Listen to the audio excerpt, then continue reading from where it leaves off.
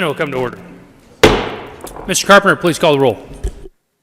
Senators Bridges, Cook, Corum, Crowder, Danielson, Donovan, Finberg, Fields,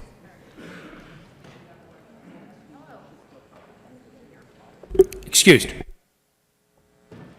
Foote, Gardner, Janal, Gonzalez, Hanson,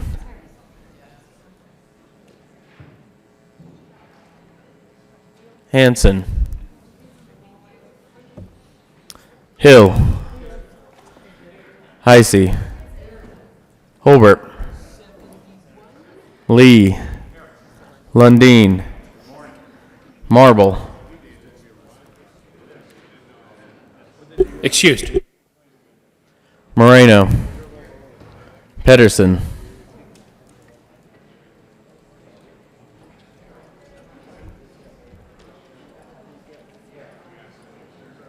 Excused.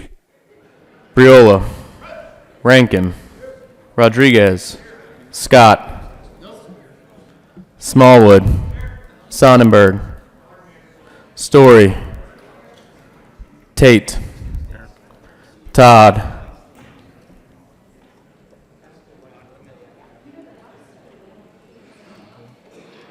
Excused. Williams, Winter, Woodward, Zenzinger, Fields,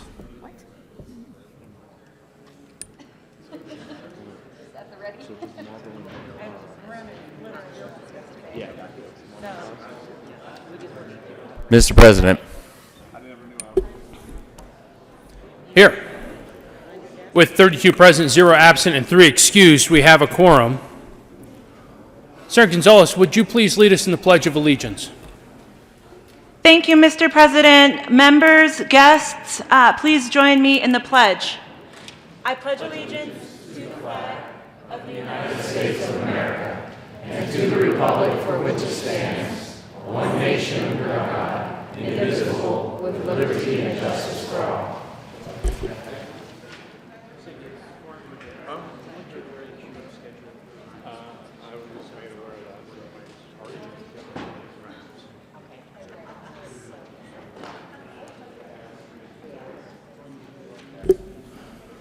Mr. Carpenter, please add Senator Todd to the roll call. Approval of the journal. Senator Tate. Thank you, Mr. President. I move that the reading of the journal of yesterday, February 24th, be dispensed with and it be approved as amended by the Secretary of the Senate. You have heard the motion. All those in favor say aye. All those opposed, no. The ayes have it, and the motion is adopted. Senate Services. Correctly printed, Senate Bill 183, correctly engrossed, Senate Bill 106 and 129, Senate General Resolution 14, 15, and 16, correctly revised, House Bill 1010, 1023, 1051, 1085, and 1156, correctly revised, House Bill 1019. Committee reports. February 24th, 2020, Committee on State Veterans and Military Affairs, after consideration of merits committee as following. House Bill 1289 be referred to Committee of the Whole. The favorable recommendation be placed on the consent calendar. February 24th, 2020, Committee on State Veterans and Military Affairs, after consideration of merits committee as following. House Bill 1048 be referred to Committee of the Whole. The favorable recommendation. February 24th, 2020, Committee on Judiciary, after consideration of merits committee as following. Senate Bill 161 be amended as follows. As so amended, be referred to Committee on Appropriations of the favorable recommendation. February 24th, 2020, Committee on Judiciary, after consideration of merits committee as following. Senate Bill 172 be amended as follows. As so amended, be referred to Committee on Appropriations of the favorable recommendation.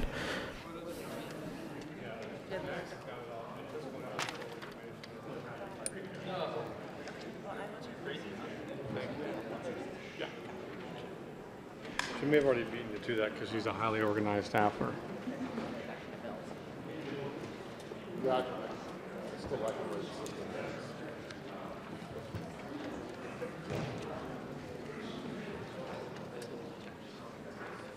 Introduction of bills.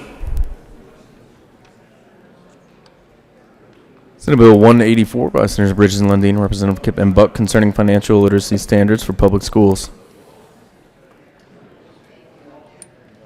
Education.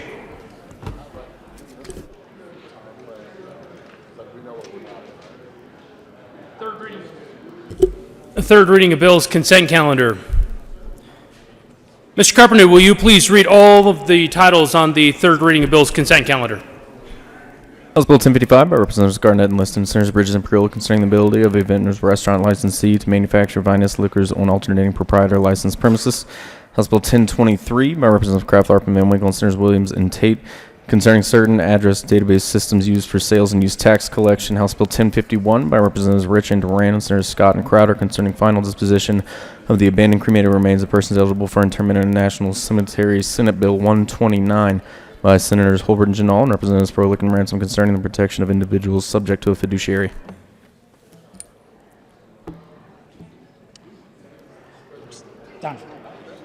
Members, we are on third reading. Is there any discussion on any of the bills? Mr. Minority Leader. Thank you, Mr. President. I want to thank my colleague from Fort Collins and members of the Colorado Bar Association for the collaborative work on Senate Bill 129. I'm grateful to have a bill that may not have had any votes in committee, and it passed unanimously. It's on the consent calendar. Thank you all. It was a great stakeholder process. Yeah. Now that you brought that to my attention, Having no further discussion, the motion is the passage of all the bills on the third reading of bills. Mr. Majority Leader. thank you, Mr. President. I think we jumped a step there because I have not made a motion yet, but I move the passage of all the bills on the third reading of bills consent calendar, which includes House Bill 1055, House Bill 1023, House Bill 1051, and Senate Bill 129. Is there any discussion on any of the bills? Seeing none, the motion is the passage of all the bills on the third reading consent calendar, which includes House Bill 1055, House Bill 1023, House Bill 1051, and Senate Bill 129. Are there any no votes on any of the bills on the third reading consent calendar?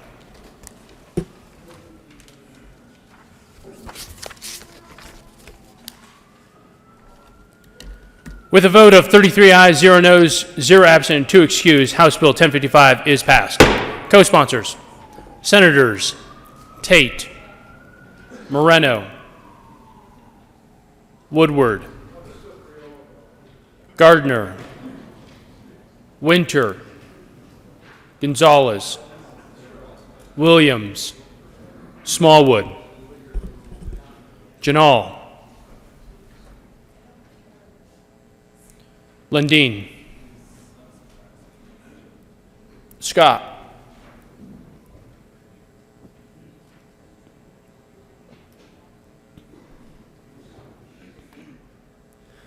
with 33 ayes, 0 noes, 0 absent, 2 excused, House Bill 1023 is passed.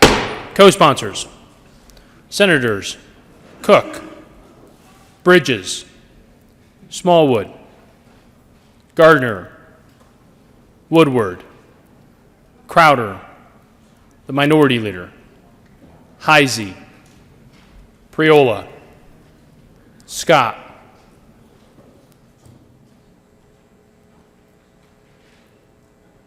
Lundeen.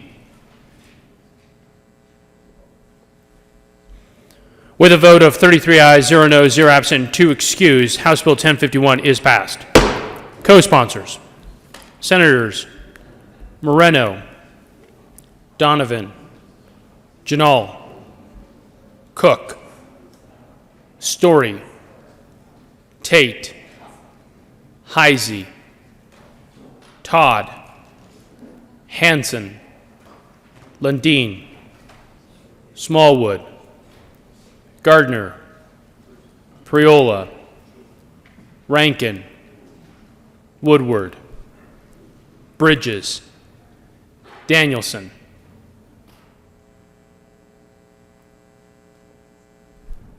Please add the President. With a vote of 33 ayes, 0 noes, 0 absent, 2 excused, Senate Bill 129 is passed. Co-sponsors, Senators Cook, Moreno, Coram, Smallwood, Tate, Heisey, Scott, Gardner,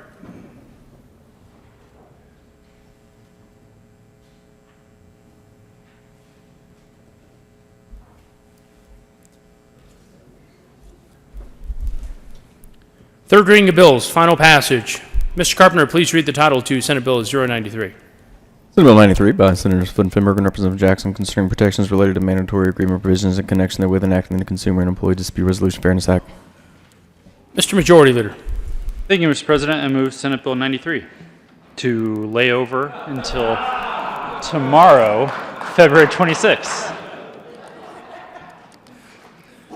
The motion is to lay over Senate Bill 093 until 2/26/2020. All those in favor say aye.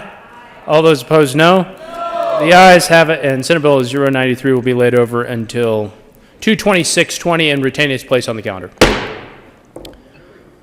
Mr. Carpenter, please read the title to Senate Bill 167.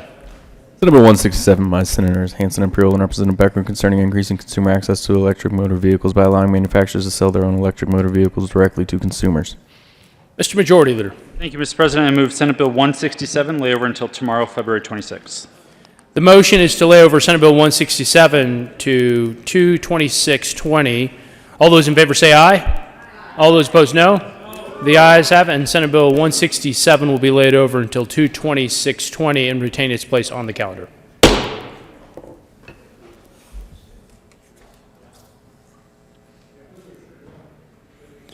Mr. Carpenter, please read the title to House Bill 1010.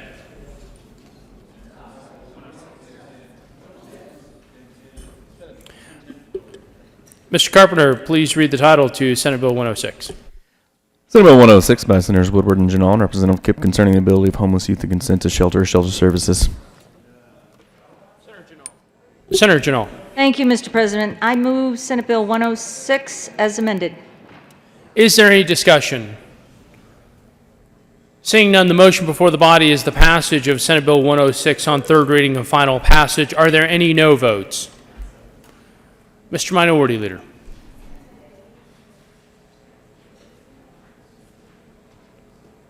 With a vote of 32 ayes, 1 no vote, 0 absent, 2 excused, Senate Bill 106 is passed.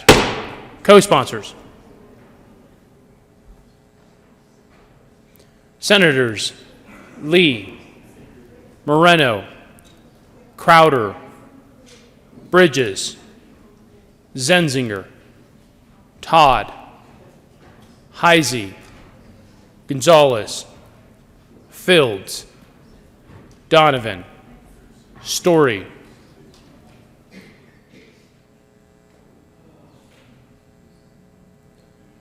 please, Danielson.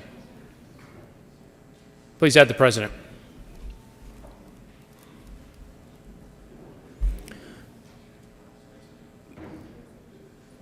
Mr. Carpenter, please read the title to House Bill 1010.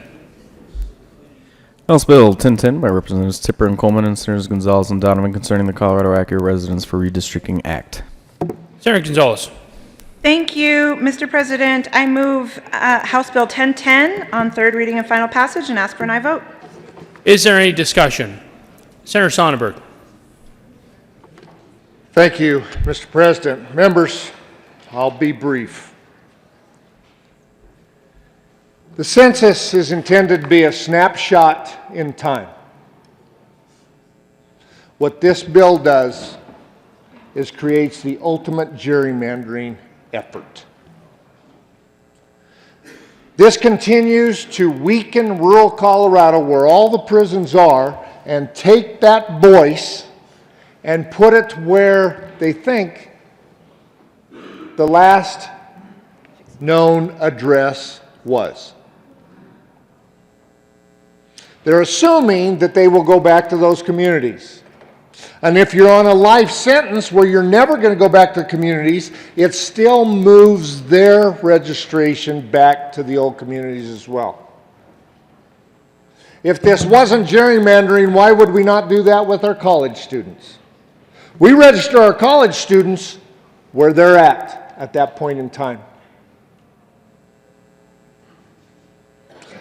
Members, we're playing politics here, and it's unfortunate that we are utilizing this bill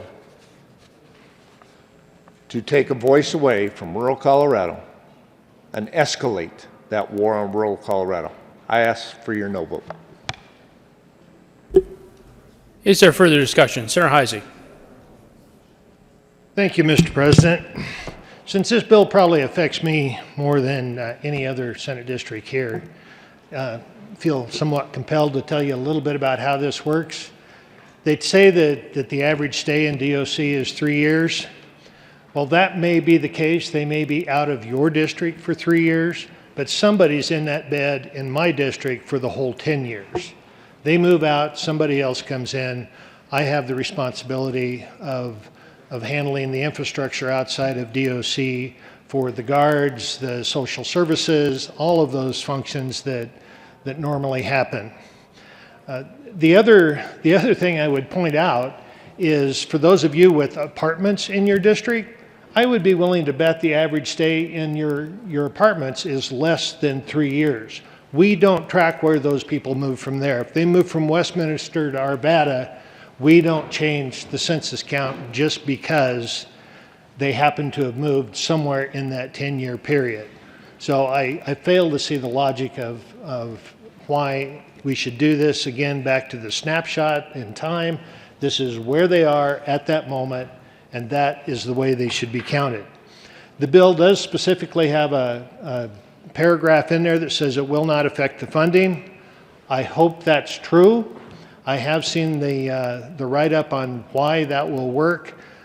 The one thing I do know is census data is used for funding.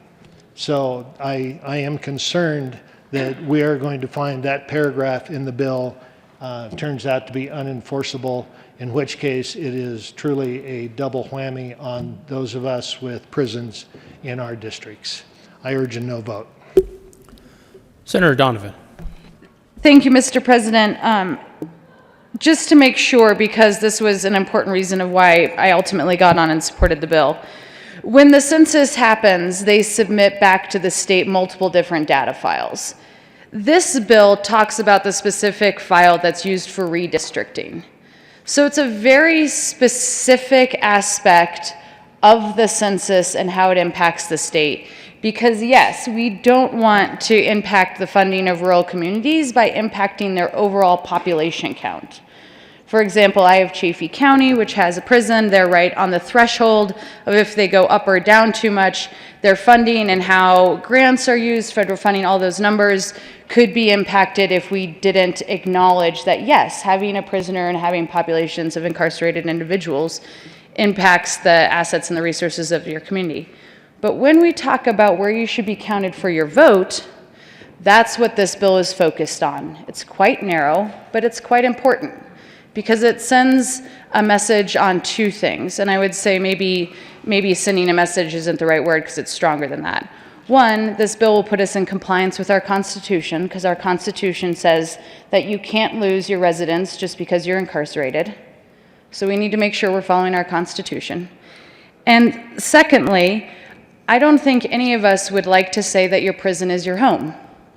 We want to say that your prison is a time of temporary incarceration where you're paying your debt back to society, but we sincerely hope that you are able someday to return to your home and participate in society. And depending on what crime you committed, part of that participation should be voting in elections. I sincerely hope that's part of someone's re-entry into their communities. So this says we're going to try to make sure you're connected back to your community by counting you in your home if we can figure that out for purposes of voting. So ask for your support on 1010. And while I certainly am always appreciative of flagging unintended consequences of bills and how they impact different parts of Colorado differently, I waded quite deeply into this bill, first in opposition because I was concerned about how it could impact rural Colorado. But as I gained more knowledge about it and waded into different aspects of the bill, I realized that it would not impact rural Colorado and instead would be the right moral message to make sure that we're telling our incarcerated individuals that we want them to be able to return to their home communities, be counted there, and ask them to participate in democracy once they are out of incarceration. Thank you, Mr. President. Senator Sonnenberg. Well, thank you, Mr. President. For my second time down here, I applaud the Senator for Vail for making my point. Thanks. This is a political bill that does nothing but deal with reapportionment and redistricting. This doesn't help them get engaged in the system. When they go back to their communities, they're going to go back to their communities whether we pass this bill or not.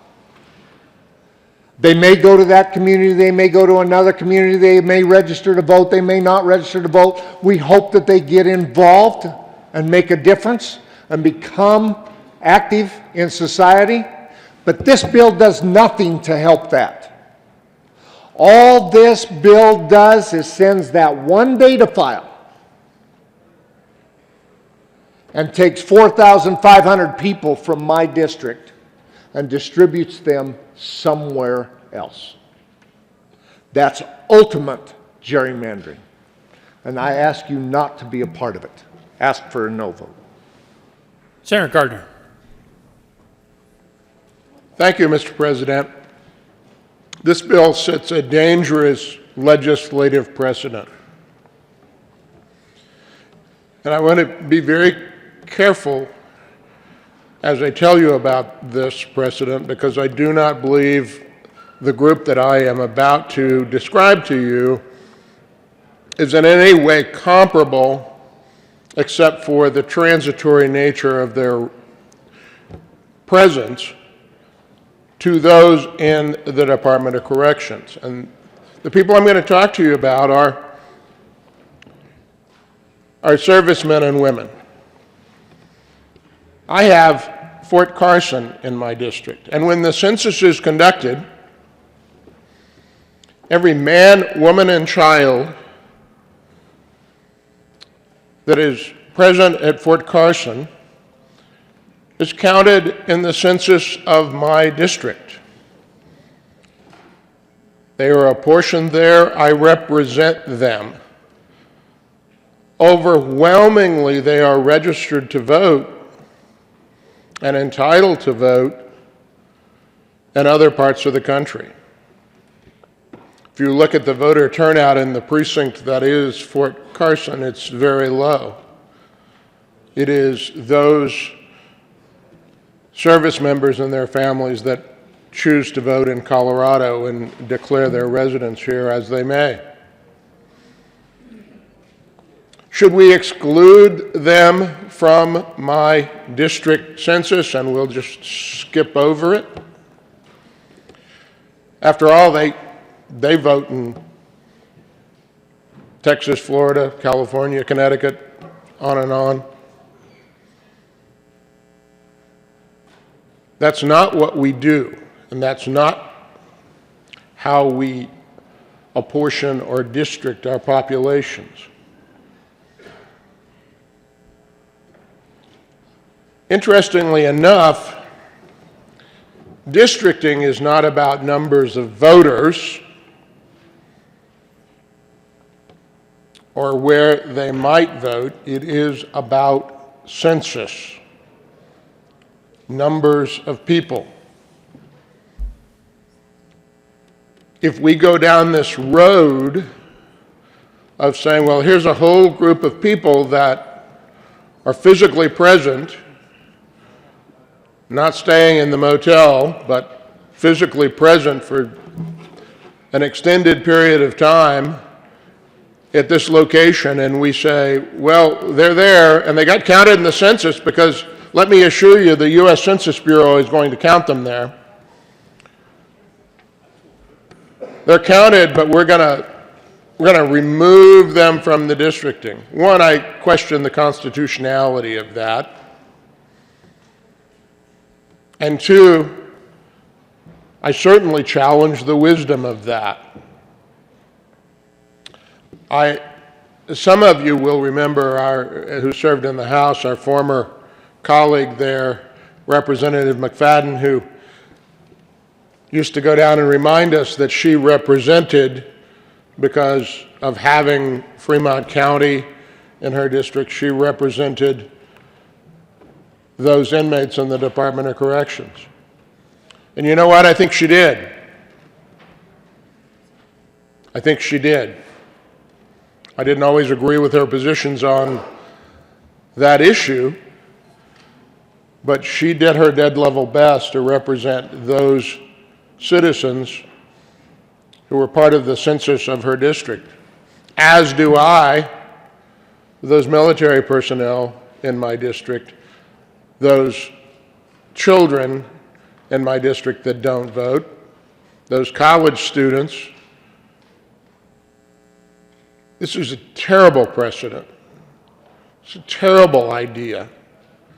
People are present at the census where they are, and it is our duty and obligation as legislators, as elected representatives, to represent every man, woman, and child in our district. I ask for a no vote. Having no further discussion, the question before the body is the passage of House Bill 1010 on third reading and final passage. Are there any no votes?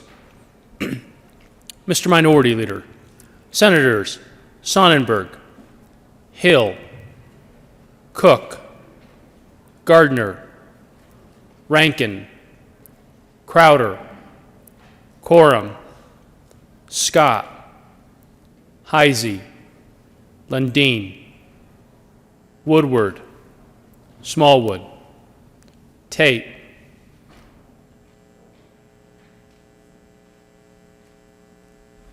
with 19 ayes, 14 no votes, 0 absent, 2 excused, House Bill 1010 is passed.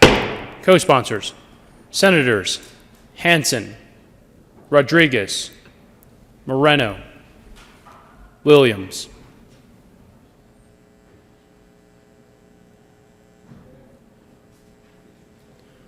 Mr. Carpenter, please read the title to House Bill 1156. House Bill 1156 by Representatives Froelich, McKean, and Senators Zinzinger and Heisey concerning modifications to certain administrative requirements specified in Colorado Municipal Election Code of 1965 in connection with making modifications to provisions addressing the administration of the Uniformed and Overseas Citizens Absentee Voting Act, mail ballots, nomination petitions, and affidavits for withdrawal from candidacy. Senator Zenzinger. Thank you, Mr. President. I move House Bill 1156 and ask for an aye vote. Is there any discussion? Seeing none, the motion before the body is the passage of House Bill 1156 on third reading and final passage. Are there any no votes?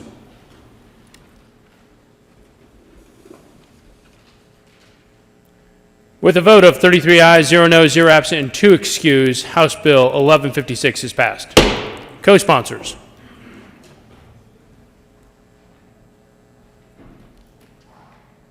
Senator Danielson, Senator Lee, Senator Tate.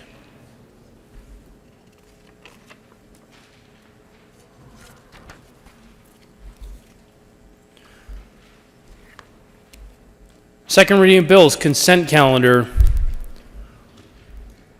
Senator Donovan. Thank you, Mr. President. I move that the Senate resolve itself into the Committee of the Whole for consideration of general orders, second reading of bills, consent calendar.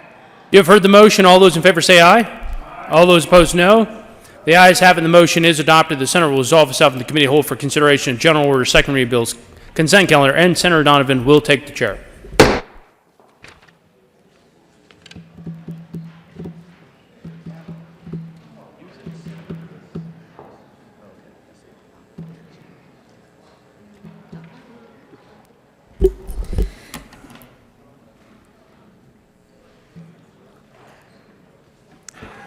The committee will come to order.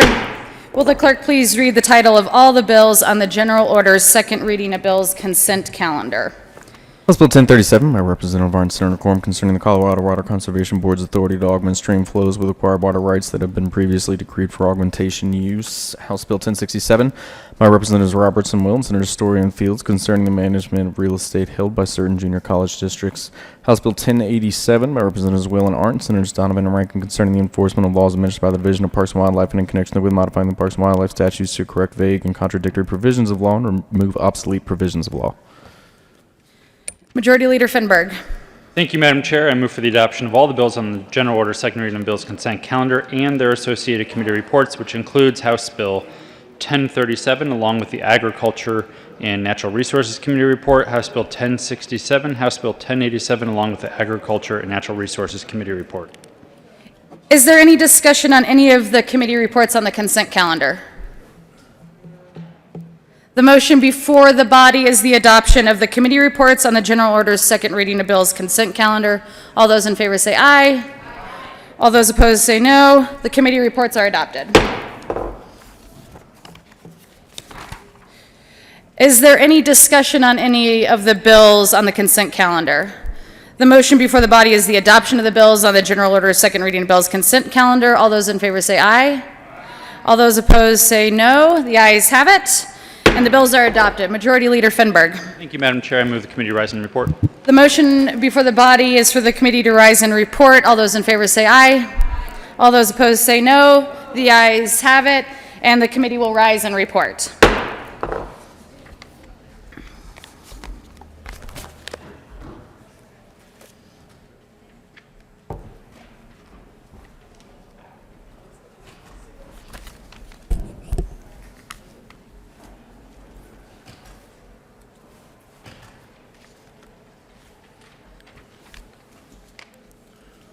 The Senate will come to order.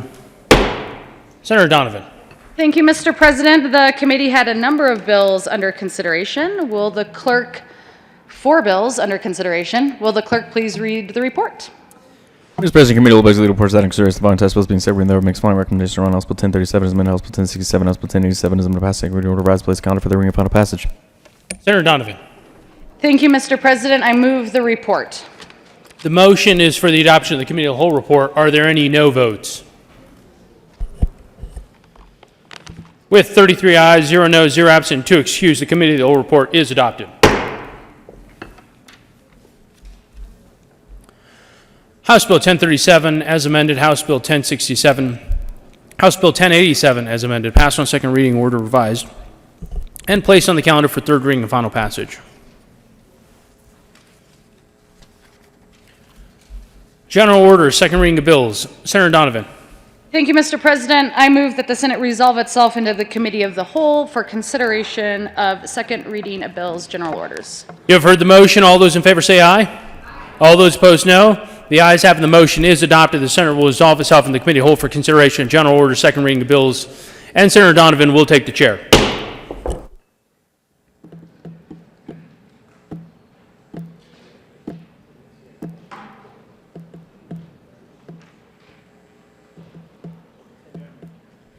The committee will come to order, and the court rule is relaxed for all in the chamber. Will the clerk please read the title to Senate Bill 119? Senate Bill 119 by Senator Janelle and Representative Hawkins Lewis concerning expanding the Canadian prescription drug importation program to include prescription drug suppliers from nations other than Canada upon the enactment of legislation by the United States Congress authorizing such practice. Majority Leader Finberg. Thank you, Madam Chair. I move Senate Bill 119 lay over until tomorrow, February 26th. The motion is to lay over Senate Bill 19 to tomorrow. All those in favor say aye. All those opposed say no. And Senate Bill 119 will lay over until tomorrow. Will the clerk please read the title to Senate Bill 120? Senate Bill 120 by Senator Danielson concerning requirements for registered apprentices. Senator Danielson. Thank you, Madam Chair. I move Senate Bill 120 and the Business Committee report. Thank you, Senator Danielson. To the committee report. Thank you, Madam Chair. We made a number of changes in the Business Committee to accommodate some of the concerns we heard about the bill, and I urge an aye vote on the committee report. Is there any further discussion on the committee report? Seeing none, all those in favor of the adoption of Senate Bill 19, Business, Labor, and Technology Committee report, all those in favor say aye. Aye. All those opposed say no. 120, apologies, Senator Danielson, let me correct that. All those in favor of the committee report for Senate Bill 120, Business, Labor, and Technology say aye. All those opposed say no, and that committee report is adopted. Further discussion.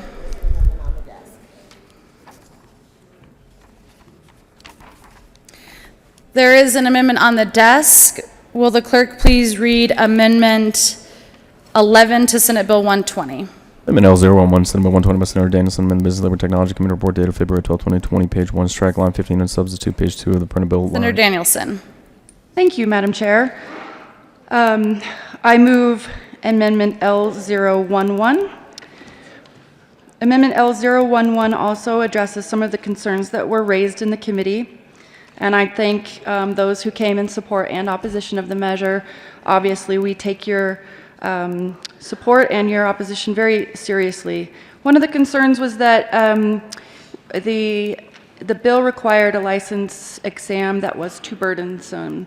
I don't disagree, and so what we're doing is changing the requirement to take the test from annually to be in line with the licensing requirements, so on that schedule instead of just the annual requirement that we made in committee. So for plumbing, it would be 2 years, and so for electrical apprentices, it would be every 3 years. And I urge and I vote on Amendment L011.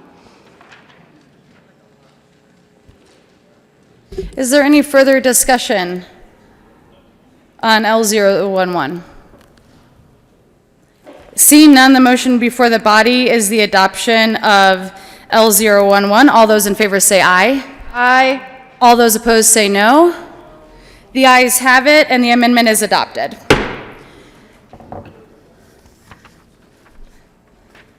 There is an amendment on the desk.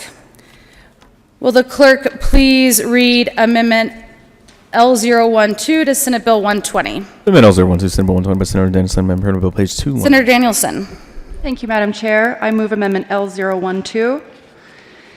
Amendment L012 addresses another concern that folks had with the bill, that say an apprentice is taking the exam over and over and over again and just continues to fail, that this, again, is an unreasonable requirement to ask this individual to continue to come back. Again, I don't disagree, and we've listened to those concerns, and we've tried to address them with Amendment L012.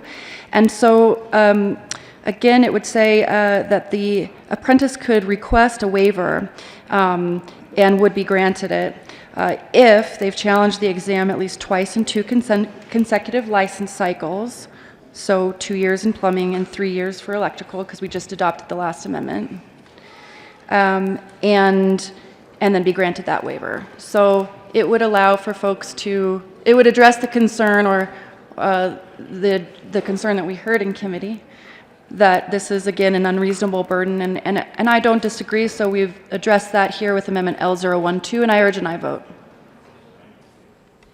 Is there any further discussion on L012? Yes, Senator Tate, please.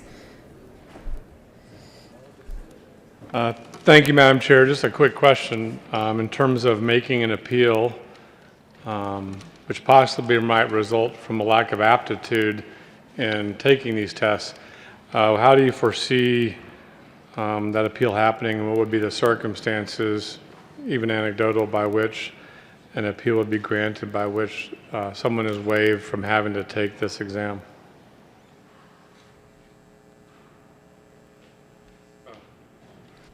Just to clarify, that was a question for the sponsor of the bill. My apologies. A little sleepy this morning. Is there any further discussion on the amendment? Senator Woodward? Thank you, Madam Chair. I think this amendment goes part way, because what we do is we have the apprentices who may or may not want to take the test, and I'll get into that discussion a little bit when we talk about the bill itself. There are folks who do not want to become journeyman electricians. For you know, certainly they can make more money if they are serving as a journeyman electrician. However, with that comes a lot more responsibility. There are people who simply don't want to become journeymen. So this bill goes part way because it says, hey, if you don't want to become that, you have to fail a couple of times and then we'll let you free. What it doesn't address, though, is those apprentices who simply don't want to move on. They still have to pay $200 to take the test. They have to take a day off of work and or study for it. So this amendment provides some relief, so I will be supporting it, but I think that it falls short.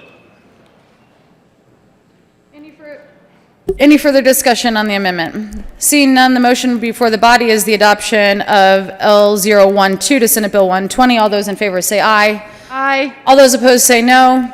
The ayes have it, and that motion is adopted.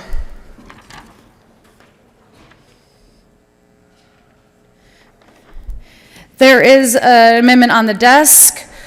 Will the clerk please read Amendment L014 to Senate Bill 120? Amendment L014 to Senate Bill 120 by Senator Danielson, amendment printed bill page 2, strike lines 15 to 16, substitute keep the information reported pursuant to the Senator Danielson. Thank you, Madam Chair. So again, when we were in committee and with the help of my colleagues, some concerns were brought up around the privacy of the hours that we're attaching to the apprentices. And so I offer amendment L014. I move amendment L014. I ask for an aye vote. Basically, it would keep the information about the worker's hours private to the company and the worker on the system in DORA, which should address the concerns that were raised in committee about folks' privacy being compromised in any way, and still require the businesses track the hours to the apprentices so that no one's getting stiffed on their hours. I think it's a really great balance of respecting someone's privacy, allowing the system to track the hours to the apprentice, and moving forward with the intent of the bill, protecting the workers. So I urge an aye vote on Amendment L014. Any further discussion on Amendment L014? Seeing none, the motion is the adoption of L014 to Senate Bill 120. All those in favor say aye. Aye. All those opposed say no. The ayes have it, and the amendment is adopted.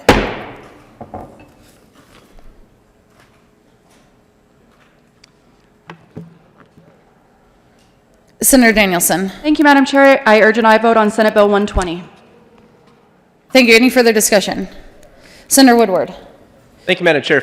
If you'll grant me some leeway in explaining how this process works and what this bill is about, I'm going to give you a similar story that is a little closer to home, because I don't really live in the world of apprenticeships and electricians and plumbers. I live in a land of sandwich artists and Subway store managers. Leeway granted. Thank you, Madam Chair. Today, there is a massive shortage of Subway sandwich managers in our stores. If we leave it up to Subway sandwich franchisees, the only way that they can find folks to manage those stores is to pay them more, to train them more, and look for folks to serve in that role. What this bill does is it says to our sandwich artists, who may or may not have the skill to move on to become a Subway sandwich store manager. By the way, that takes a great deal of skill, and it forces them to take a test for which they may not be ready, for which they may not want to partake, and it may not fit within their lives. So I think that this bill goes about forcing a shortage of skilled labor in the marketplace, but because what we're going to do is those sandwich artists are going to say, I don't want to take a test, I don't want to become a manager. In the same way, this bill does the same thing. We have a shortage of skilled labor out there, and we're going to take these apprentices in plumbing and in electrical work, and we're going to say, we're tired of you spending all of your time and labor and energy where you are just putting up light fixtures and running wire. You have to become a journeyman. You have to manage people. So what we're going to do is we're going to force these people to make a choice. Either you take the test to move up, or you go find something else to do. So what we're doing is we're creating a shortage of the very thing that we're trying to fix with this bill by pushing those people who simply may not want to move up. I think the bill sponsor has done a great job addressing some of the concerns that came up in the Business Committee. For example, those apprentices who were not getting their hours recorded, those people who wanted to move up but could not prove to the state that they were qualified to go ahead and take that test. And Senator Woodward, is there an amendment coming?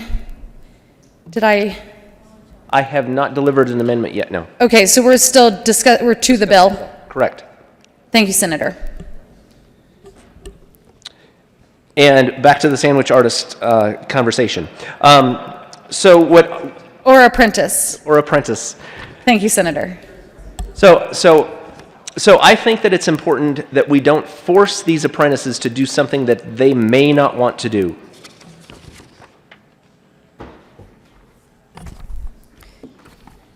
There is an amendment on the desk.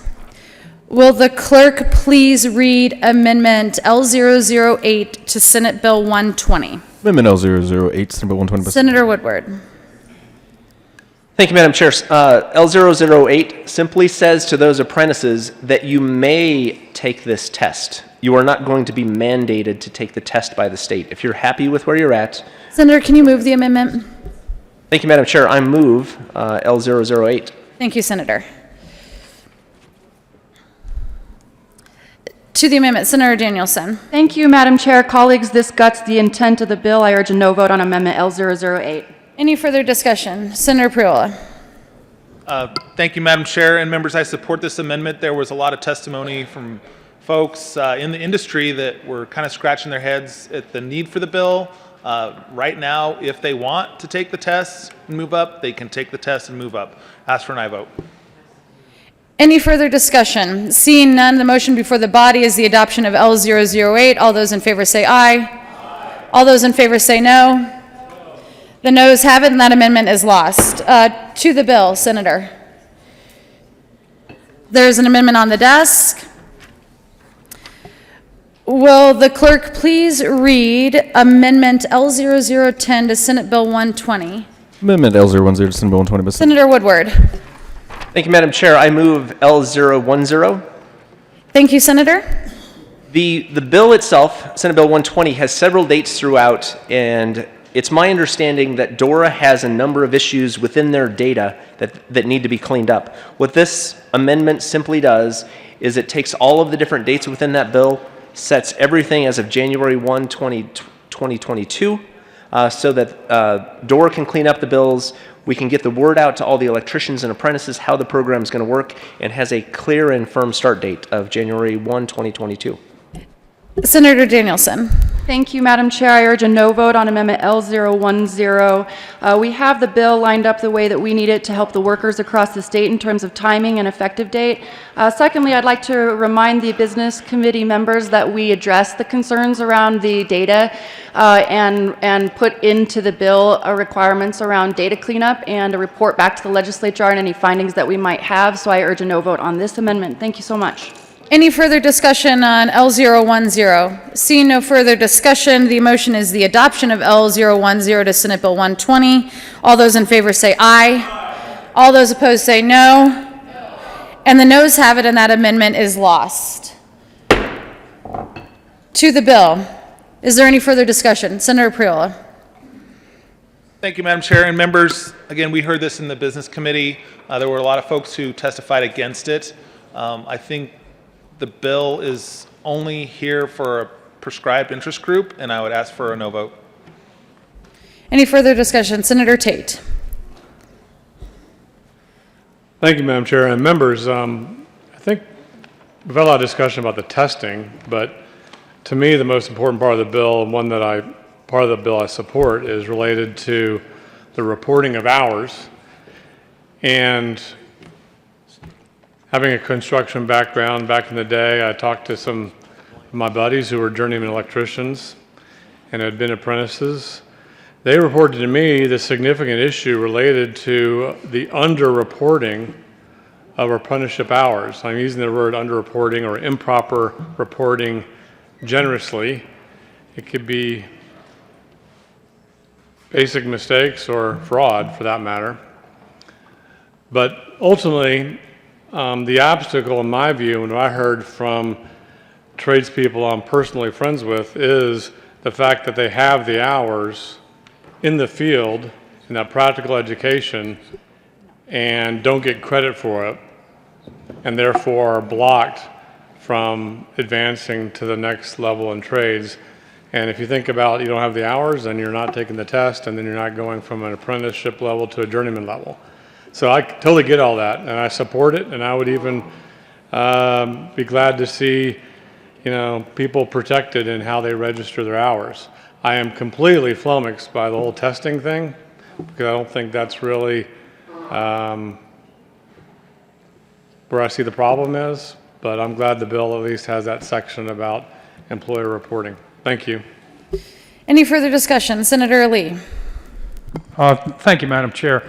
I've worked with employers quite a bit over the years and have run a number of bills for apprentice training. And I can tell you from my contacts within the industry, particularly the skills industry, there is a significant skills gap in Colorado.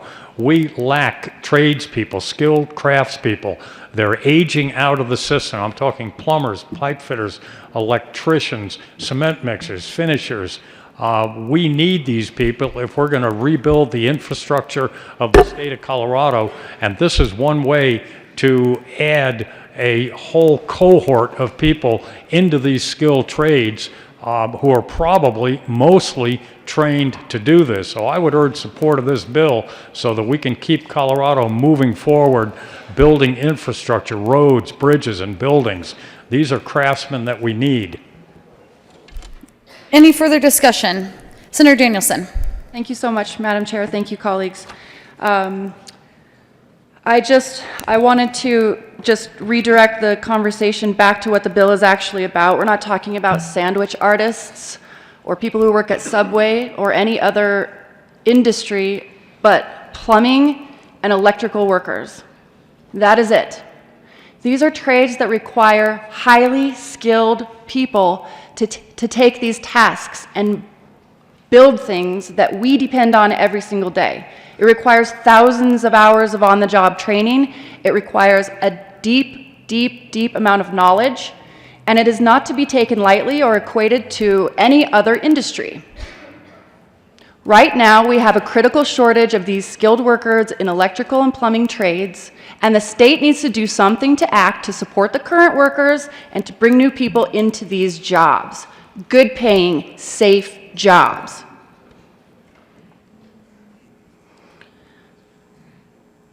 What we have is a backlog of workers that are being held in the apprenticeship level for a lengthy amount of time, some of them upwards of 35 years. These are apprenticeships that were designed to last approximately 5 years. The definition of apprentice is an agreed upon amount of time to learn a trade and then graduate onto a journeyman status to execute a task in a highly skilled job. It's an agreed upon amount of time, and once completed, you should be moved up and paid what you're worth. These employers who came to testify against this bill understand the value of an employee who's being held in an apprenticeship level for a lengthy amount of time. I think it's time to allow them to move through the system, complete these apprenticeships, become journeymen, earn what they should for the hard work that they do, for the work we depend on them for, and in the meantime, open these apprenticeships up for people who want to come in and take these jobs. We need to continue the pipeline of folks who are either coming out of school or seeking to transition into a good paying job. Apprenticeships are an excellent way to make that happen. I'm doing this bill on behalf of the thousands of workers who have come to me and asked me to help us get there. Help the workers in the electrical and plumbing trades make the money that they should be earning for the work that they're already doing, and open these valuable apprenticeships up for new people who want to come into these valuable trades. We need these jobs right now. This is a measure that will help them move up the chain and open up new apprenticeships for people who desperately want a good paying job. I urge an aye vote on Senate Bill 120. Thank you so much. Senator Hill. Thank you, Madam Chair. Colleagues, this is, I think, one of the most nonsensical economic arguments I've heard up here so far this year. The idea that we have a shortage, I think we all agree with. The idea that it provides, that the trades, as plumbing and electricians, provide a fantastic opportunity, I think we all completely agree with. The idea that we're going to solve this by mandating people to take a test just doesn't make any sense. That would be like the argument that, hey, because we have a shortage of commercial truck drivers, we're going to mandate that every one of you take the CDL test. Look, just because you're drivers doesn't mean you want to drive an 18-wheeler. If we have a shortage of common sense senators, we don't solve that problem by requiring the House members to run for the Senate when their term is up. Hey. Colleagues, right, the idea that we have this, we're going to force people to go test into what we think is a better option for them, it's shocking to me that we have the willingness to admit that this is our job. If we're serious about the test being an impediment to people getting better paying jobs, you could poll 100 Coloradans, and every common sense Coloradan would, 99 out of 100 would say, well, maybe we shouldn't test them. Or maybe the test gets in the way, just like we've made for every single argument we've had down here in education. Every single year, we come up here and say there's too much testing, there's too much testing, there's too much testing. Testing gets in the way of student success. Testing gets in the way of opportunities for students. Testing gets to be a distraction from the work they're doing as a student. Why are we going the exact opposite direction and say, let's mandate that you take a test in order to get a job in Colorado? Colleagues, I'm sure there are solutions to this. I'm really kind of shocked that we have the audacity to say we're going to mandate Colorado workers take a test if they don't want to. Senator Lundin. Thank you very much, Madam Chair. I rise in opposition to the bill. I can be somewhat hyperbolic at times. I approach arguments in a way at times that does not draw people into the conversation as effectively as I would hope to always do. And so I think about words and what we say to people and how we interact if, in fact, we're trying to engage them in the conversation. Now, I have worked in the trades as part of my professional career, and I can tell you that the electricians and the plumbers that I have worked with over the years do not respond kindly to the phrase, "I'm from the government and I'm here to help you." No, wait, this bill is worse than that. It doesn't simply say, "I'm from the government and I'm here to help you." It says, "I'm from the government and I'm here to test you. I'm here to tell you. I'm here to mandate to you how you might, in fact, work your way further into the success of the trade that you have chosen." I can tell you, these are not folks who are enthused by that kind of language. Now, if we're trying to draw them into the conversation being the economy of our state, the ability to build out the edifices that we need, the infrastructure we so desperately need, this bill is not, in fact, something that will be helpful to that. It is, in fact, an impediment. It's a door closer. It's a rejection. It's a statement to people who are free-thinking, freewheeling, and able to get there on their own, a statement that you must cross thresholds that I, from the government, am smarter than you'll ever be, and therefore I am going to tell you those thresholds you need to cross. To the proper reporting of hours, yes, we all agree with that, but that's not the crux of this bill. That's not the impediment of this bill. That's not the reason this bill needs to die. It's the fact that this bill is getting in between people who are trying to move forward with their lives in a meaningful way.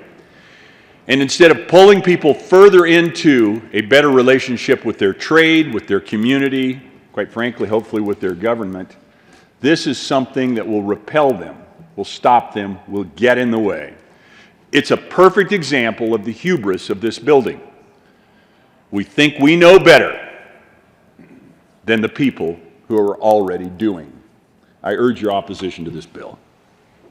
Any further discussion? Senator Woodward. Thank you, Madam Chair. And the other important aspect of this corporate welfare bill is how it turns around and hurts the very people that they're trying to pretend that they're helping. Today, big business can only lure more journeyman electricians by paying them more, by giving them raises, by encouraging apprentices to go take the test, maybe finding some journeyman electrician from other states to move here so that they can solve our shortage. What this bill does is it says big business, you don't have to give raises to your employees. You don't have to give raises to your journeyman electrician. We're going to come in and we're going to save you. We're going to provide you labor by forcing people who are lower on the rung to take these tests. So this bill is a great bill if you believe in corporate welfare. If you want to help those big industries out by helping them pay their employees less, then you should support this bill. As for me, I stand with the employees and I want to help them negotiate with their employers so that they can make more money. So for me, I'm going to stand with the employees. Vote no on this bill. Any further discussion? Seeing none, the motion is the adoption of Senate Bill 120. All those in favor say aye. Aye. All those opposed say no. No. The ayes have it, and the bill is adopted.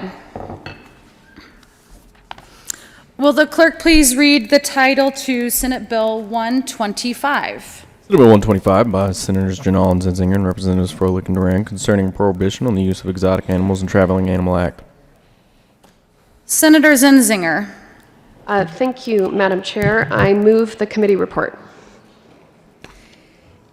Is there any discussion on the committee report? Seeing none, the motion before the body is the adoption of the Agricultural and Natural Resources Committee report to Senate Bill 125. All those in favor say aye. Aye. All those opposed say no. The ayes have it. To the bill, Senator Janal. Thank you, Madam Chair. I move Senate Bill 125 as amended. Is there any further discussion? Senator Quorum.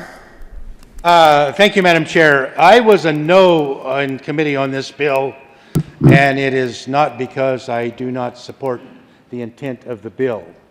I had some questions, and I got up too early probably the morning of committee, about 6 o'clock, turned the news on, and they were talking about adoptions from a shelter.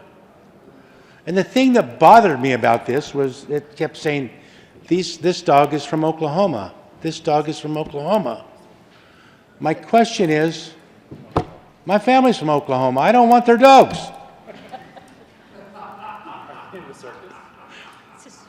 So, yeah, absolutely, yeah. We might be related, who knows. But anyway, I was concerned that are we actually importing dogs from other states when we have dogs out in rural Colorado that are waiting for a shelter that... Senator Quorum, I think you're one bill ahead of yourself, my friend. Well, I was just practicing, Madam Chair.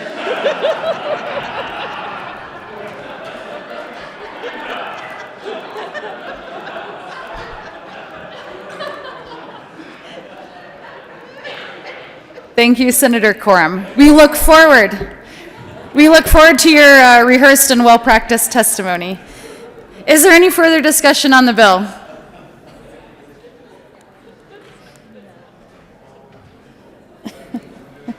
Senator Gardner. Thank you, Madam Chair. Well, when we adopted the committee report, we replaced the bill.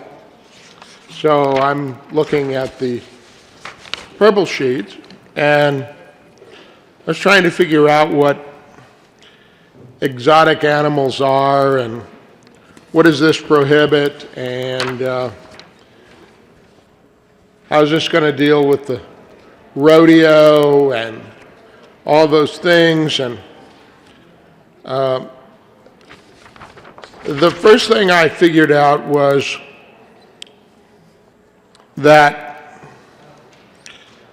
if you look at page 2 of the report, which is now the bill, line 17, it says, except as provided in subsection 4.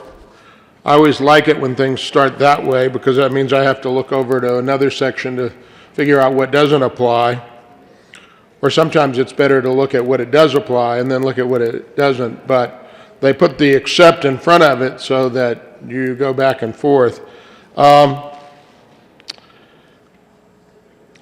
Doesn't apply to, let's talk about 4. It doesn't apply to the use of an animal. I guess we don't have a definition of animal. I guess it excludes me, although some people have referred to me as an animal. But I think maybe the common parlance would say that I'm not an animal. My enemies notwithstanding. It says, specified, an animal specified in subsection 3, well, okay. Then I go up to subsection 3, and I start looking, so I'm now 2 iterations into trying to follow this, and I look and I say, well, what is a Cetarda delacta other than bison, cattle, deer, elk, goats, reindeer, swine, and sheep? What is that? I would like the sponsors to maybe tell me what a Felidae, I'm going to get there, a Marsupilami, I can guess, non-human primates. I guess that's where I get excluded. I'm a human primate. Perissodactyla, other than horses, donkeys, and mules. It recalls to mind when Representative Wes McKinley educated the House one day about the difference between jennies, jennettes, donkeys, mules, burros.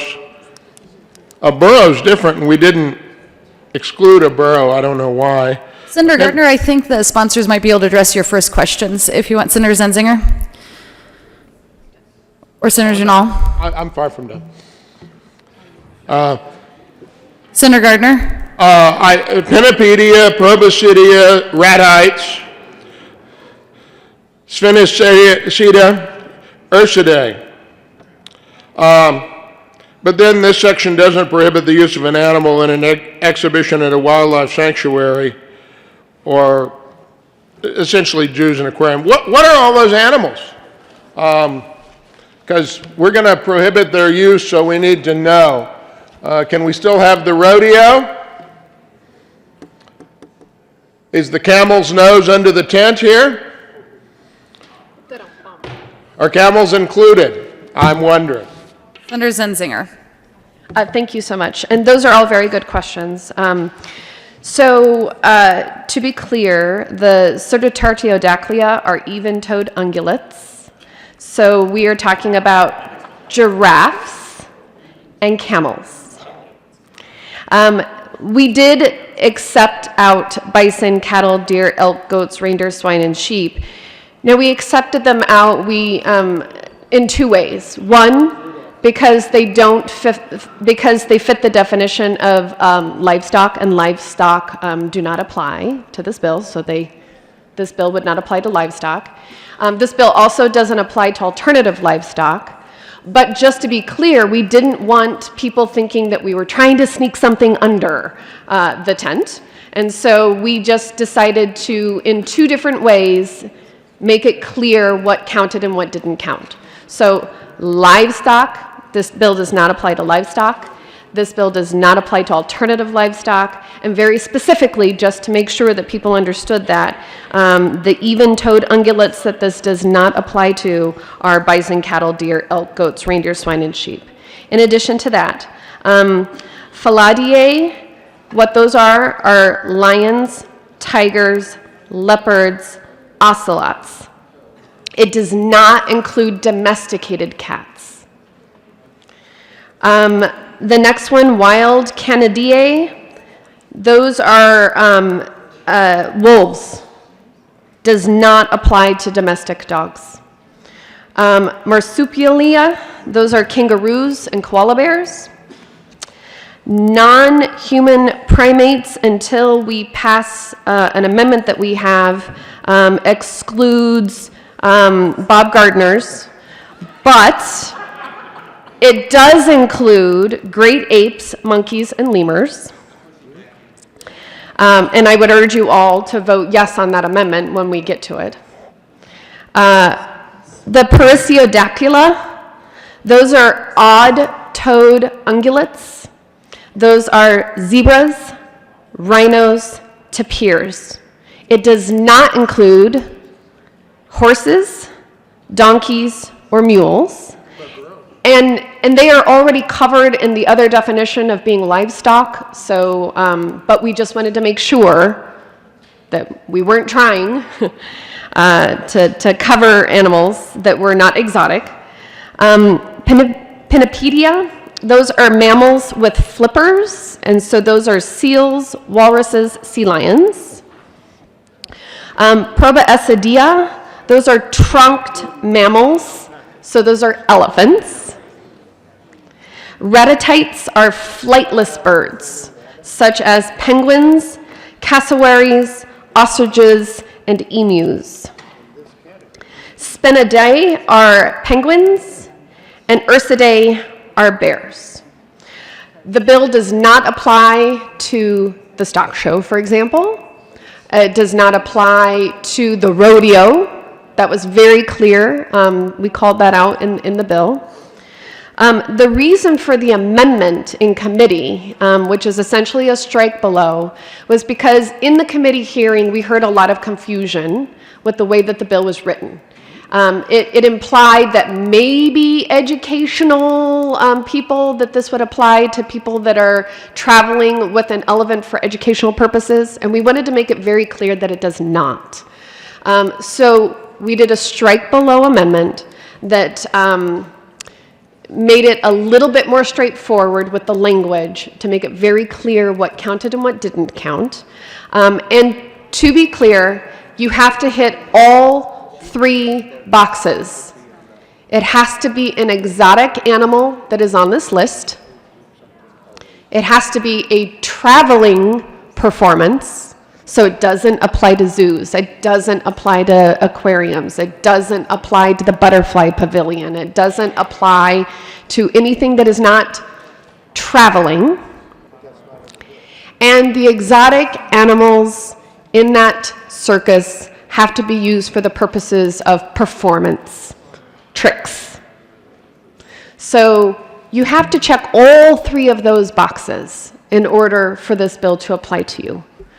So I hope that helps to clarify. And thank you, Madam Chair.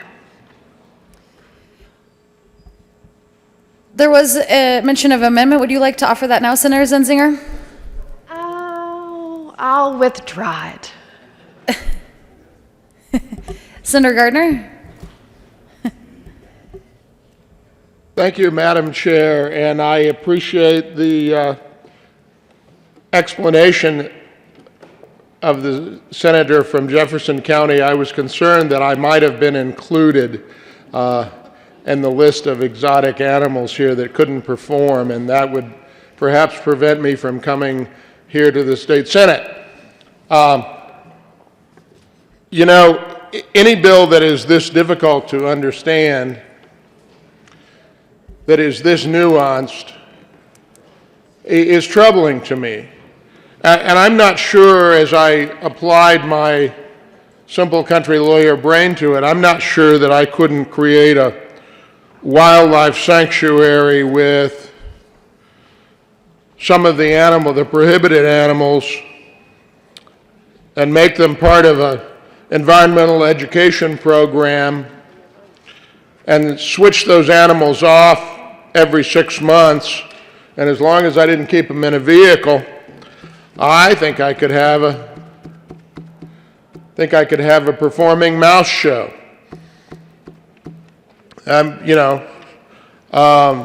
Long as I kept it in a place and I could put up a billboard and say, come and watch. I don't know if I can still have cockroach races or not. I'm being told that cockroaches are included, but not included. Oh, we can have cockroach races. Some animals are more equal than others. I urge a no vote. Is there any further discussion on the bill? Seeing no further discussion, the motion before the body is the adoption of Senate Bill 125. All those in favor say aye. Aye. All those opposed say no. No. The ayes have it, and Senate Bill 125 is adopted.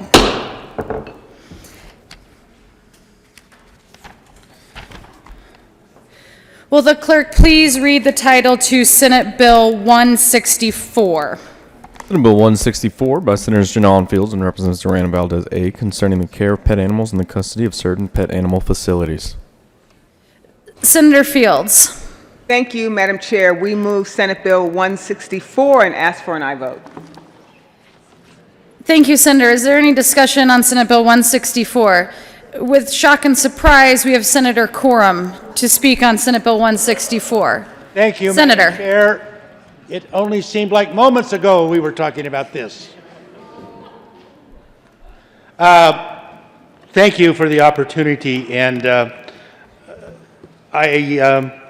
I said, I had some concerns about this bill when we have dogs in rural Colorado that are needing good homes, and we're bringing dogs in from out of state. And I don't have a problem with that in the case of mass tragedies, hurricanes, tornadoes, and all of that. But I have actually talked to the bill sponsor, and I think this may be something that we can address in the other chamber. You know, hopefully it will keep them up to 4 o'clock in the morning discussing the importance of this. And anyway, I had a couple of other questions that I think I've got answered, and was conscientious sheltering. I don't know what that is. So I actually did some research and reached out to some of my people this morning, and I am comfortable with the bill, and I will support it today. Thank you. Senator Gardner. Thank you, Madam Chair. Well, this bill concerning the care of pet animals in the custody of certain, not all, but certain pet animal facilities, puzzled me. It puzzled me because as I read it, I'm familiar with the operation of my own Pikes Peak Humane Society. I have friends and even family that serve or volunteer there. I come from a family of pet lovers, which probably explains why they managed to keep me around. And I love my pets as well. So I was like, what is this bill going to do? Well, you know, the description of the bill, it really captures it. It says the bill specifies the standard of care that each animal shelter and pet animal rescue is required to provide each dog and cat held in its custody. I suppose the snakes don't get the same care. I don't know. And then what the act does is it sets out the standard of care, and I was puzzled because my own Humane Society observes that standard of care, and the ones that I know of do. So I'm like, what do we need this bill? I'm wondering if the sponsors could tell me who is not following this standard of care. Is there something happening in some other city, some other animal shelter that I don't know about? What problems have we had that require us to put 2 or 3 more pages in the Colorado Revised Statutes? Is there any further discussion? Senator Gardner. Senator Janal. Thank you, Madam Chair. Basically, what 164 does is it provides every healthy and safe cat and dog, just cats and dogs, a shelter and a foster home, adoption, and that the medical and behavioral needs of cats and dogs are appropriately and individually addressed while they are in the care of that shelter. And it's responsibility of every shelter and rescue to provide safe, nurturing environments for each pet, and that's an individual basis. And this will require every organization to address the medical and behavioral needs of these vulnerable animals. There were horrific situations, unfortunately, such as the one that happened in Pueblo that was deemed a no-kill shelter in 2019, and that can be prevented. We owe it to these animals, and the public has a reasonable expectation that these shelters provide that care to every animal. And nothing in this legislation prohibits the placement of any animal. Instead, it simply mandates that the placement of every healthy and safe animal, and if a pet has a chronic illness, the organization may still choose to place that animal. That said, this is not a no-kill bill. Senator Gardner? Well, thank you. So I guess if I understood that long response, Pueblo's the problem. I had heard rumors about this, frankly, about the standard of care in animal shelters. But I think that problem has been resolved because the citizens there locally found that unacceptable and dealt with the problem. Now, one of the things that disturbs me about this is it applies only to dogs and cats, so some animals are more equal than others. So if my daughter's hedgehog should escape and go missing, there would be no standard of care for the hedgehog.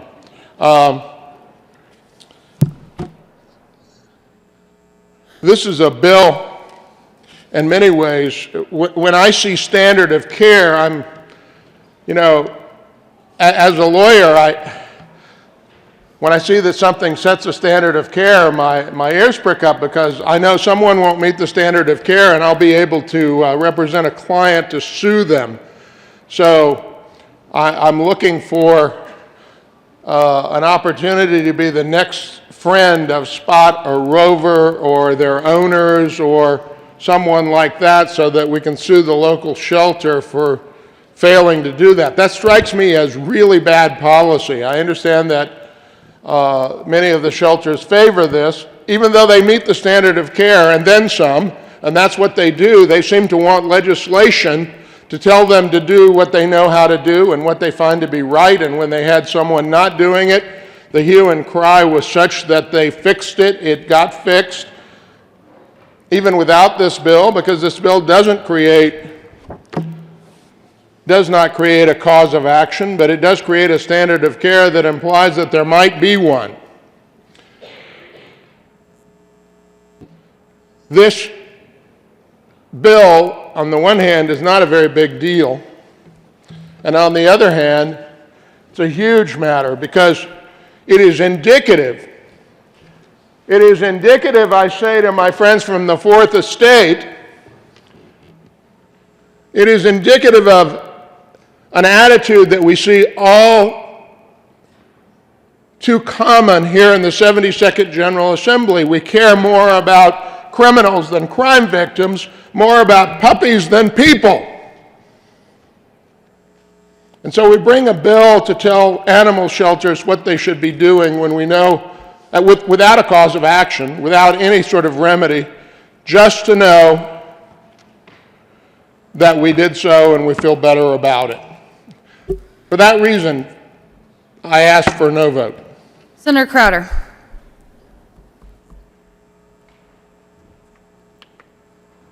Thank you, Madam Chair. I just had a question on the bill. You know, the way I read it, if a dog or a cat is in one shelter and you can take it as far as you can with that animal, then if you cannot find a home or whatever, you can move that to another shelter. My question is, you know, if we only have one shelter in the San Luis Valley, and then we have to ship that animal several hundred miles over to Pueblo or Denver, wherever, since there's no physical note, who's supposed to pay for that? And, you know, in my opinion, there should be a physical note on this to take care of that type of shipment. So my question basically is, since, you know, who's going to pay for that transferring from one shelter to the other? Senator Lundeen.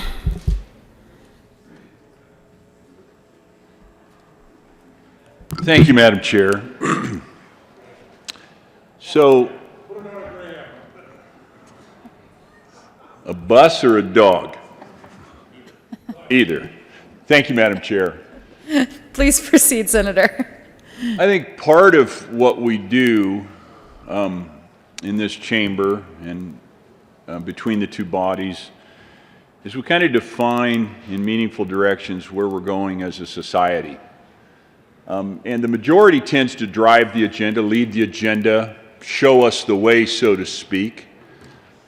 And the minority needs to engage and interact. And I think it was very telling just now what I heard when my colleague from El Paso County turned and said to the press table, "My friends in the Fourth Estate, I hope you hear and see what is happening in this legislative session today." This particular bill doesn't seem very big, but taken in the context of what's going on, my colleague said, and I echo, it seems as though the agenda as being driven by our colleagues from across the aisle cares more about criminals than crime victims and puppies than people. That, colleagues, is remarkable. Have we lost our way? Now, you know what? I'm going to pause right there and ask that that question linger over this session, and I will not editorialize further. But I will ask, is it so? Are the statements coming out of this building such that the public would think we care more about criminals than crime victims and puppies than people? Thank you, Madam Chair. Senator Fields. Thank you, Madam Chair. And members, I am a crime victim, and I believe that we're capable of multitasking. I think that we can care about crime victims and we can care about our animals. We can care about the quality of our schools and the access to good public health.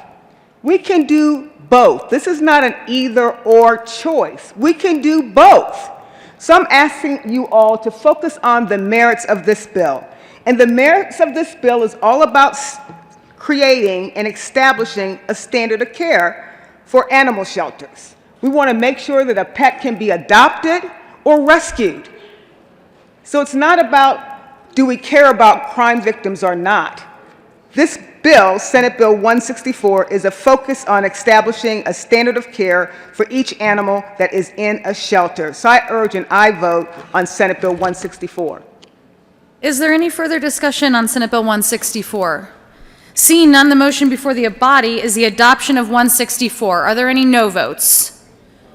Oh, sorry. All those in favor say, well, I got a little bit ahead of myself on that one. The motion is the adoption of Senate Bill 164. All those in favor say aye. All those opposed say no. The ayes have it, and Senate Bill 164 is adopted.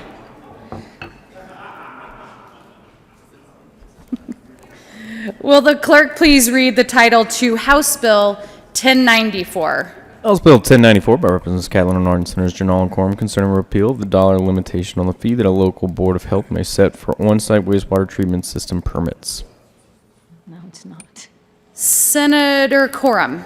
Thank you, Madam Chair. I would like to talk about Oklahoma dogs for a moment. Well, I wanted to do a bill on thirds. Thank you, Madam Chair. I move House Bill 1094. Ask for an aye vote. Any further discussion on the bill? Senator Sonnenberg.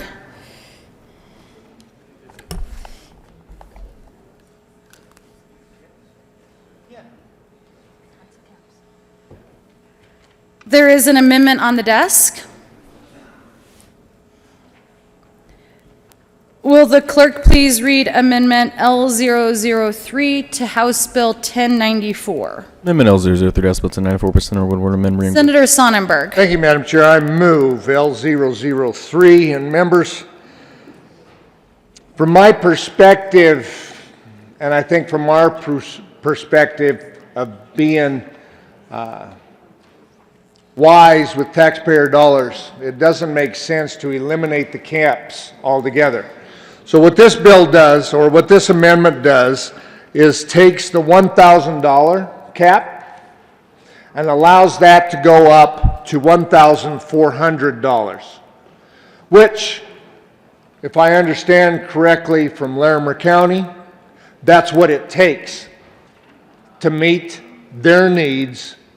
And so rather than give all of these counties the opportunity to raise them and raise these fees at an exponential rate, I would ask us to put the amendment on that says we're still going to have caps, but we're going to give you a little more room as things escalate and it costs more money to meet those needs. And so I would ask for your yes vote on L003. Any further discussion? Senator Quorum. Thank you, Madam Chair. I would actually oppose this amendment because either you support local control or you don't. And I have many counties that tell me that we're getting fined on the $1,000. I have other counties, as in Larimer County, said it cost their county budget $85,000 to subsidize that. So I'm in the bill, it says that they have to justify the cost. And so I'm going to go back and trust my county commissioners, my local health departments, and say, you know what, we're okay with this. The problem that I have with setting the cap right now is in this body, under this gold dome, we're constantly doing things that we're mandating back to counties. We're saying you're going to test this more, you're going to do that, and you raise those costs. So if we set the cap at $1,400, next year it may be a $100, $200 loss. So I'm going to trust the counties that they will actually follow the instructions in the bill and only cost actual costs. Thank you. Senator Janal.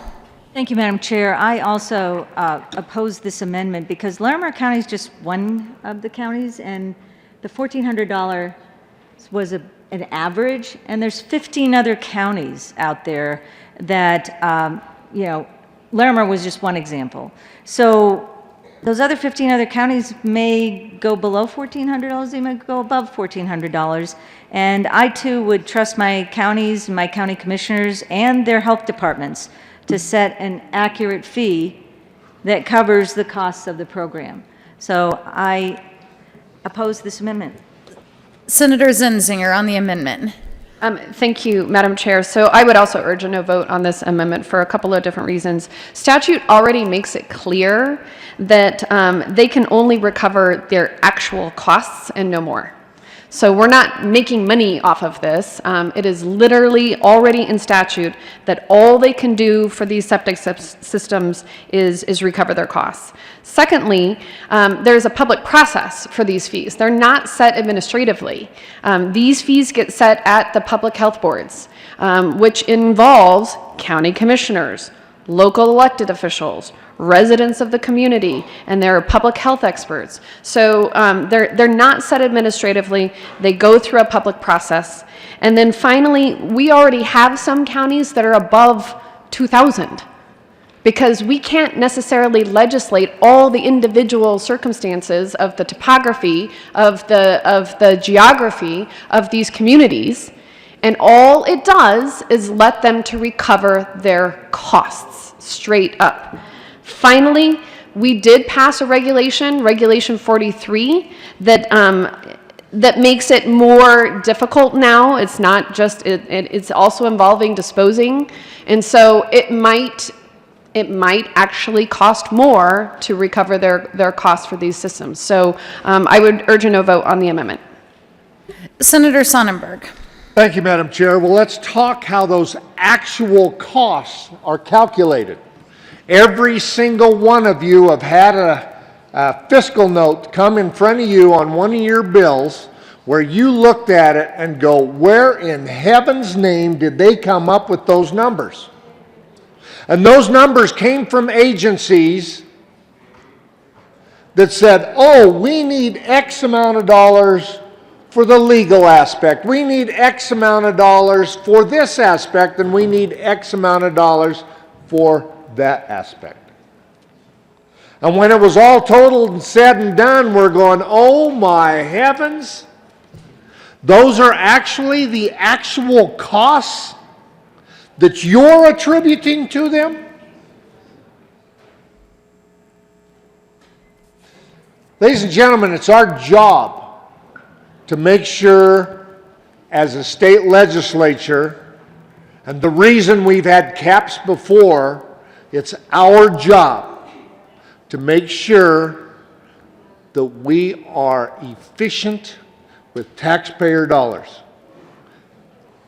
That's why this is done at the state level. That's why the fees are done at the state level. When it comes right down to it, we should protect those taxpayer dollars and say, look, we understand if you may need more money, come back and see us. I'm not going to give my children a blank check on their allowance to spend on anything that they think is a necessity. We shouldn't either. Ask for a yes vote on the amendment. Is there any further discussion on L003? Seeing none, the motion is the adoption of Amendment L003 to House Bill 1094. All those in favor say aye. Aye. All those opposed say no. No. The noes have it, and that amendment is lost. To the bill, Senator Quorum. Thank you, Madam Chair. The good senator from Sterling made a great point, but I have seen your children's trucks. I ask for an aye vote. Further discussion. Senator Janal. Thank you, Madam Chair. I just wanted to say that septic systems are not a money-making operation, and the statute makes it clear that we can recover these actual costs and no more. I ask for an aye vote. Is there any further discussion? Seeing none, the motion before the body is the adoption of House Bill 1094. All those in favor say aye. All those opposed say no. The ayes have it, and House Bill 1094 is adopted.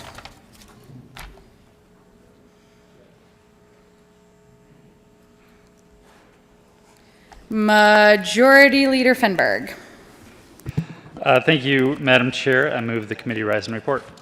The motion before the committee is to rise and report. All those in favor say aye. Aye. All those opposed say no. The ayes have it, and the committee will rise and report.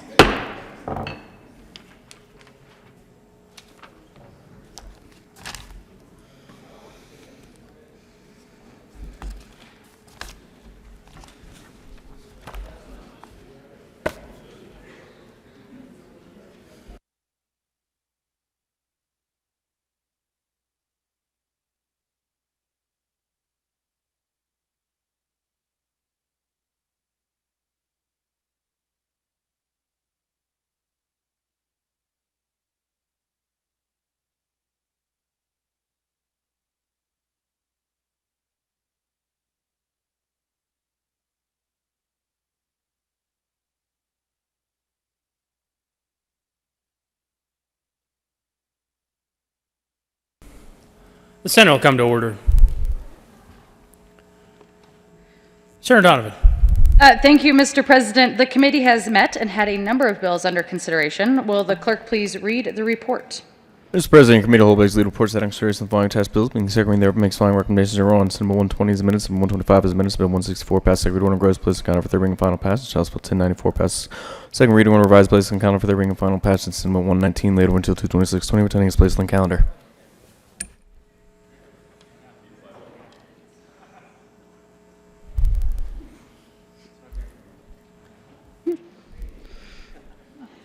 The good senator from Arapahoe County will be fined $2. Senator Donovan. Thank you, Mr. President. I move for the adoption of the report. The motion is for the adoption of the committee of the whole report. There is an amendment at the desk. Will the clerk please read Amendment 001 to the committee of the whole report? Committee of the whole Amendment 001, Senate Bill 120, Senator Woodward moved to amend the report of the... Senator Woodward. Thank you, Mr. President. I move Committee of the Whole Report Amendment 001. To the amendment, Senator. This great Senate trusts the employees and the people of Colorado whether or not they're going to choose whether or not they're going to take a test. And I ask for a yes vote on this amendment. Is there any discussion on Amendment 001? Senator Danielson. Thank you, Mr. President. I ask for a no vote on this amendment. Senator Lundin. Thank you very much, Mr. President. So my question so often in this well is, if it's such a great idea that we're offering, why compel people? Why mandate? Why coerce? If the test's a great idea, let people take the test. That's all this amendment does. It says may instead of shall. It says great idea instead of I'm from the government, you must therefore do this. It's a great amendment. Let people choose. Having no further discussion on Amendment 001 of the Committee of the Whole report, are there any no votes? Senators Foote, Bridges, Donovan, Lee, Moreno, Zenzinger, Janal, Todd, Gonzalez, Fields, Hanson, Williams, Winter, Story, Rodriguez, Danielson. The Majority Leader. Please add the President. With 15 ayes, 18 no votes, 0 absent, 2 excused, Amendment 001 is lost. The question before the body is the adoption of the Committee of the Whole report. Are there any no votes? With 33 ayes, 0 noes, 0 absent, 2 excused, the Committee of the Whole report is adopted. Senate Bill 120 as amended, Senate Bill 125 as amended, Senate Bill 164 passed on second reading, ordered, engrossed, and placed on the calendar for third reading and final passage. House Bill 1094 passed on second reading, ordered, revised, and placed on the calendar for third reading and final passage.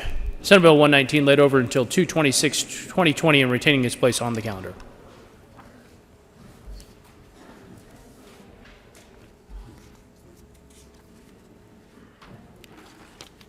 Consideration of governor's appointments consent calendar. Will the clerk please read all of the appointments listed on the consent calendar?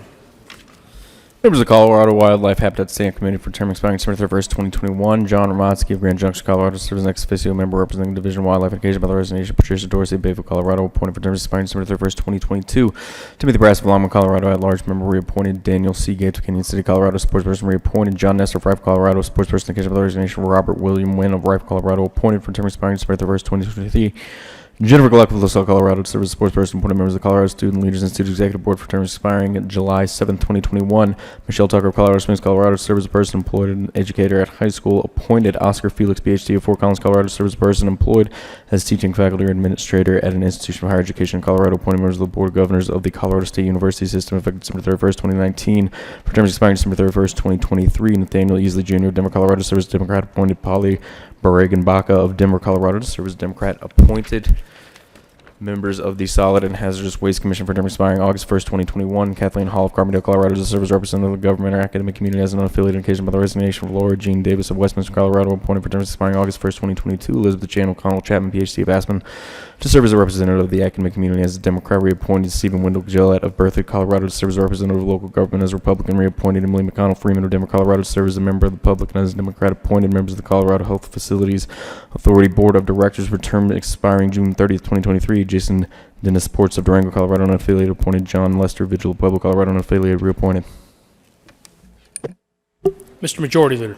Thank you, Mr. President. I move for the confirmation of all the appointments listed on the consent calendar, which includes members of the Colorado Wildlife Habitat Stamp Committee, members of the Colorado Student Leaders Institute Executive Board, members of the Board of Governors of the Colorado State University System, members of the Solid and Hazardous Waste Commission, and members of the Colorado Health Facilities Authority Board of Directors. Is there any discussion? The motion is for the confirmation of all the appointments on the consent calendar. Are there any no votes? With 33 ayes, 0 noes, 0 absent, 2 excused, all the appointments are confirmed.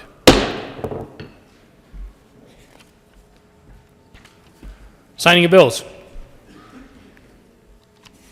The President has signed Senate Bill 31 and 71. The President has signed Senate Joint Resolution 14, 15, and 16. Committee reports. February 25th, 2020, Committee on Appropriations, After Consideration, Mayor's Committee as following: House Bill 1026, be referred to Committee to hold a favorable recommendation placed on the consent calendar.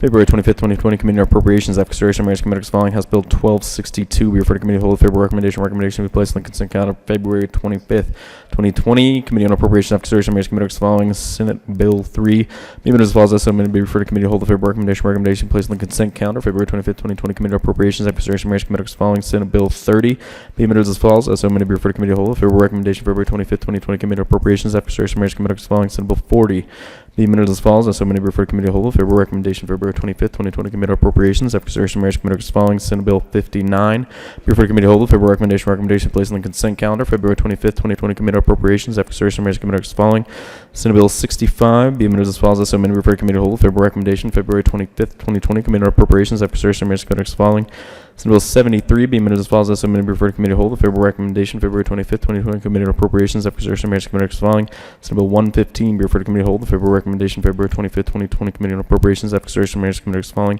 Senate Bill 132, be referred to Committee to hold a favorable recommendation. February 25th, 2020, Committee on Appropriations, After Consideration, Mayor's Committee as following: Senate Bill 150, be amended as follows: as amended, be referred to Committee to hold a favorable recommendation.